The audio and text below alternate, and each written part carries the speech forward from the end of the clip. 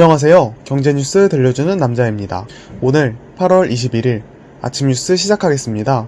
현재 시간 20일 다우존스 산업평균지수는 0.17% 상승한 27,739.73에, 나스닥은 1.06% 상승한 11,264.95에, S&P 500 지수는 0.32% 상승한 3,385.51에 마감했습니다. 또한 금은 온스당 1,954달러에, WTI 원유는 배럴당 42.73달러에, 브렌트유는 배럴당 44.87달러에 거래되고 있습니다. 현지 시간 20일 테슬라는 사상 최고가인 2003.16달러를 기록하며 6.4%의 상승을 보였습니다. 올해 안에 벌써 300% 이상의 급등세를 연출했습니다. 20일 코스피 지수는 86.32포인트 하락한 2274.22에 마감했으며 개인은 1조 736억 원을 순매수, 외국인과 기관은 각각 2,837억 원, 8,167억 원을 순매도했습니다. 또한 코스닥 지수는 2,760포인트 내린 791.14에 마감했으며 개인은 3,787억 원 순매수, 외국인과 기관은 1,888억 원, 기관은 1,750억 원을 순매도했습니다. 코스피 업종별로는 의약품을 제외하고 모두 하락했습니다. 이날 크게 내린 업종으로는 의료정밀, 보험, 운송장비, 운수창고, 유통업, 금융업, 증권, 전기전자, 건설업 등 순으로 하락했습니다. 또한 시가총액 상위 10개 종목도 셀트리온을 제외하고 모두 하락했습니다. 현대차가 가장 많이 하락했으며 그 뒤로 삼성 SDI, SK하이닉스, 삼성전자, 카카오, 네이버, LG화학, 삼성바이오로직스, LG생활건강이 하락했습니다. 또한 오늘장에서 삼성전자에 이어 유가증권시장 시총 2위를 지키던 SK하이닉스는 지난달 말부터 하락세를 보이면서 3위였던 삼성바이오로직스와 격차를 좁히다 이날 역전됐습니다. SK하이닉스는 지난 2017년 3월 24일 이후 처음으로 시총 2위를 벗어났습니다. 또한 코스닥에서도 시총 상위 종목에서는 셀트리온 제약과 제넥신만이 상승했습니다. 펄어비스, KMW, CJENM, 에코프로비엠, HLB, 알테오젠, 시젠, 셀트리온 헬스케어 등은 모두 하락했습니다. 현지 시간 19일 윌스트리트 저널은 에어비앤비가 미국 증권거래소위원회에 기업 공개 신청서를 제출했다고 보도했습니다. 에어비앤비는 기업 가치가 한때 37조 원에 달했으며 호텔을 직접 소유하지 않고도 사용자에게 전세계 700만 개 숙박 리스트를 제공하는 공유경제 기업으로 각광을 받았습니다. 그러나 올해 들어 코로나19의 직격탄을 맞았으며 기업 가치는 21조까지 떨어졌습니다. 브라이언 체스키 최고 경영자는 지난 5월 2020년의 수익은 지난해 절반 밑으로 떨어질 것이라며 전 직원 4분의 1, 1,900명을 해고했습니다. 최악의 위기 속에 에어비앤비가 기업 공개를 결정한 것은 기술주를 선호하는 미 증시 흐름에 올라타겠다는 전략으로 풀이됩니다. 뉴욕타임즈는 에어비앤비의 상장은 전염병에 대한 기술 산업의 회복력과 기술주에 대한 투자자의 관심을 보여준다고 분석했습니다. 창업 후 10년이 지나다 보니 스톡옵션을 가진 초창기 직원들이 상장을 바라는 분위기도 기업 공개를 더 미루기 어려운 배경입니다. 그러나 위기감이 보인다는 해석도 나오고 있으며 황용식 교수는 불확실성이 높은 지금 기업 공개를 추진하는 것은 외부 자금 수혈이 필요하다는 신호라고 분석했습니다. 그럼 다른 공유업체들은 과연 어떻게 됐을까요? 에어비앤비가 기업 공개를 신청하면서 공유경제 기업들의 기업 공개 잔혹사를 비껴갈 수 있을지도 주목받고 있습니다.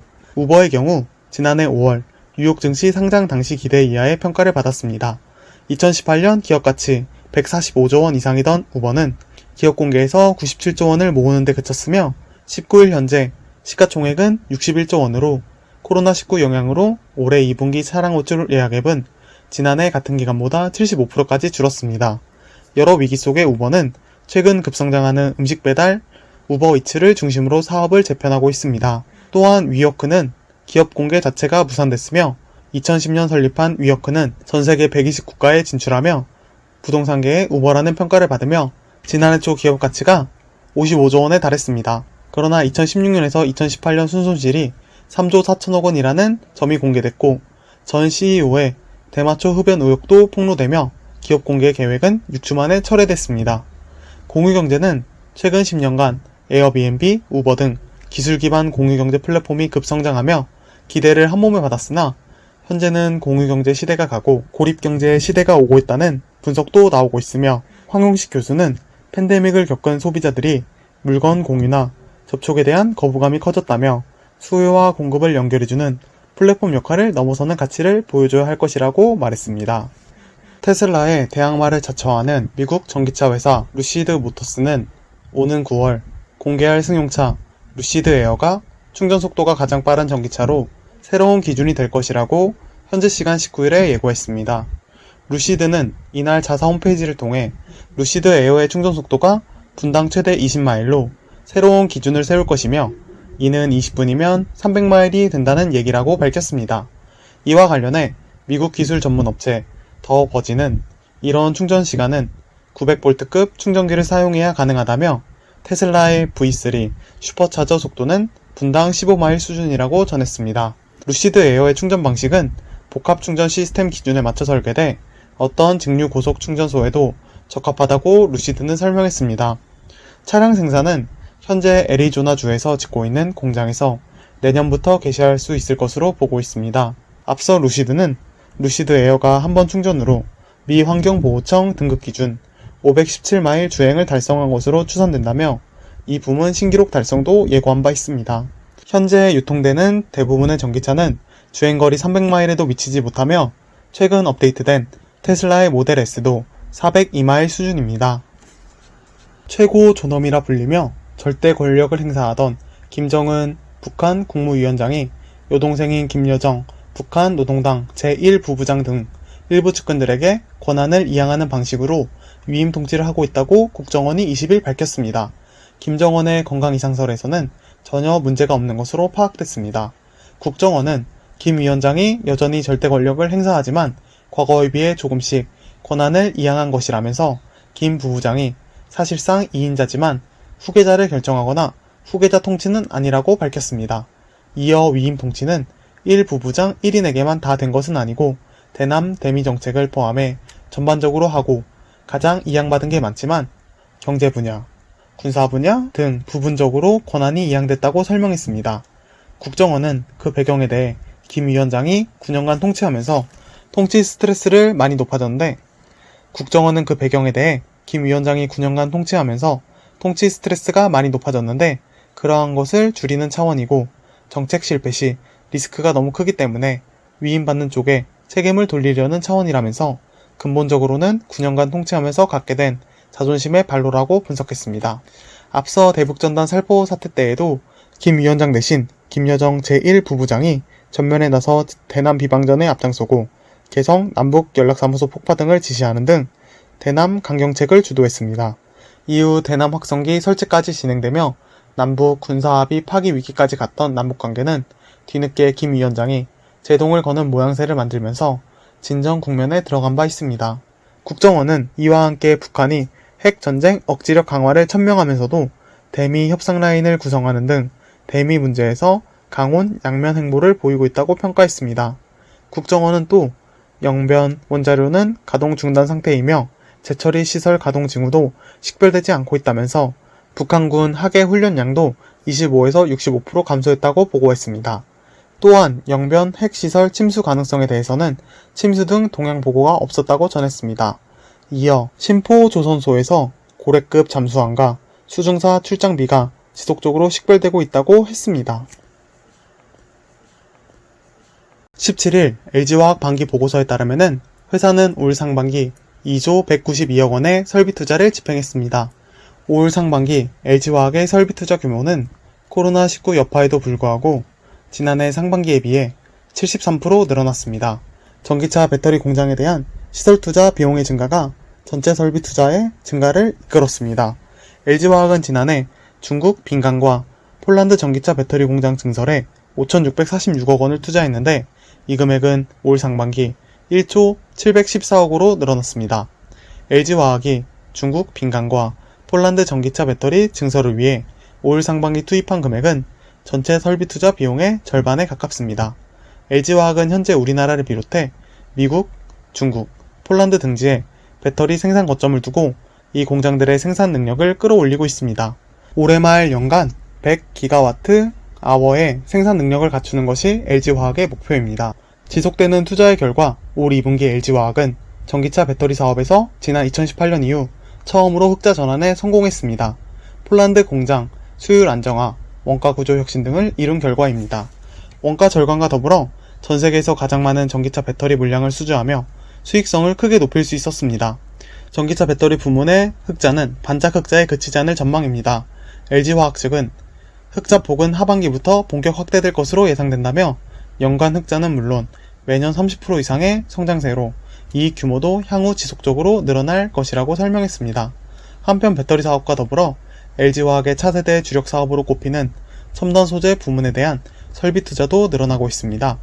지난해 상반기 781억 원이었던 첨단 소재 사업 부문에 대한 설비 투자는 올 상반기 1,020억 원으로 증가했습니다. 배터리 첨단 소재 사업과는 달리 석유화학 사업에 대한 투자는 줄어들었습니다. 지난해 상반기 석유화학 사업 부문에 총 2,322억 원의 투자가 집행됐지만 올 상반기 석유화학 사업 부문에 투자된 자금은 310억 원으로 쪼그라들었습니다. 21일 오후 7시에 네이버는 네이버 장보기 서비스를 시작했습니다. 지난해부터 운영하던 동네 시장 장보기 서비스의 확장판입니다. 새로운 장보기 서비스에는 홈플러스와 GS프레시몰, 하나로마트 등 대형 유통업체들이 가세했습니다. 홈플러스가 가장 규모가 큰 입점업체로 홈플러스는 신선 가공식품과 생활용품 등 23,000여 종의 상품을 네이버 장보기를 통해 주문받아 당일 배송해줄 계획입니다. GS프레시몰도 15,000여 종의 상품을 당일 또는 새벽 배송합니다. 현대백화점도 식품 간의 건강기능식품 중 일부 제품을 판매합니다. 편리함을 장점으로 내세우며 경쟁을 시작하고 있으며 네이버페이로 간편 결제할 수 있고 네이버 아이디가 있으면 회원으로 등록할 필요도 없으며 결제 금액의 3%를 포인트로 적립해주는 것도 장점이며 네이버 유료 멤버십인 네이버 플러스 멤버십 회원은 7%를 적립받습니다. 네이버의 본격적인 참여로 온라인 신선식품 시장 경쟁은 한층 더 격화될 전망입니다. 쓱닷컴, 쿠팡 등 신선식품 새벽 배송 업체들과 오프라인 강자 롯데는 네이버 장보기 성공 가능성을 높게 평가하지 않으면서도 긴장의 끈을 놓지 않고 있습니다. 쓱닷컴 관계자는 신선식품을 살 때는 가격보다 중요한 게 품질이라며 소비자들이 신선식품 새벽 배송 업체들에 접속할 때와 네이버 쇼핑에 접속할 때의 목적은 상당히 다르다고 본다고 말했습니다. 또한 마켓컬리 관계자는 네이버 측으로부터 입점 제의를 받았지만 거절했다고 말했습니다. 마켓컬리 신규 가입자의 재구매율이 61%가 넘는 등 회원들의 충성도가 높아 입점 필요성을 느끼지 못했다는 설명입니다. 20일 카카오뱅크에 따르면 지난 18일 오전 11시경에 카카오뱅크 모바일 앱에서 출시된 26주 적금 위드 이마트 계좌는 24시간 뒤인 19일 오전 11시 신규 개설 계좌 10만자를 돌파했으며 증권사들과 협업해 선보인 주식계좌 개설 신청 서비스도 순항하고 있습니다. 카카오뱅크는 지난해 3월 한국투자증권과의 제휴를 시작으로 올 2월 NH투자증권, 올 6월 KB증권과 제휴해 서비스를 내놨습니다. 지난 18일 마감 시점 기준 계좌 개설은 약 236만 300자에 달합니다. 카카오뱅크 계좌 정보와의 연동을 바탕으로 개설 절차를 간소화한 것이 특징이며 동학 개미운동의 흐름 속에서 비교적 젊은 금융소비자들의 주식 거래가 최근 활발해진 것도 영향을 미쳤다는 분석입니다. 카카오뱅크의 가장 큰 무기는 앱 이용자의 가파른 증가입니다. 사용자는 약 1,100만 명으로 국내 전체 은행 중 1위입니다.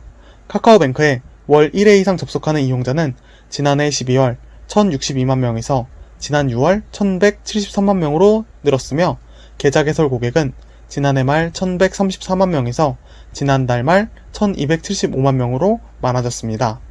카카오뱅크 관계자는 카카오뱅크의 메가 트래픽은 전통적인 순이자 마진 비즈니스뿐만 아니라 플랫폼 비즈니스 수익 창출 모델을 더욱 공격적으로 확대할 수 있는 토대라고 말했습니다. 카카오뱅크는 간결하고 편리한 사용자 환경, ATM 수수료 면제와 해외 송금 비용 인하 등으로 트래픽을 높이고 이것이 상품, 서비스 가입 및 이용으로 이어지게 하는 선순환 구조를 구축하는 데 힘쓰고 있습니다. 카카오뱅크는 올 2분기에 약 268억 원의 순이익을 기록하고 있으며 상반기 누적으로는 453억 원의 순이익을 올렸습니다. 지난해 상반기에 비해 372% 증가한 수치로 6월 말 기준 자산 규모는 24조 4천억 원으로 전분기 대비 1조 원 커졌습니다. 오늘도 한국 증시, 미국 증시 경제 뉴스 소식 전달해 드렸습니다. 오늘 하루도 화이팅 하시고 어제보다 발전된 오늘이 되셨으면 좋겠습니다. 오늘도 시청해 주셔서 감사합니다.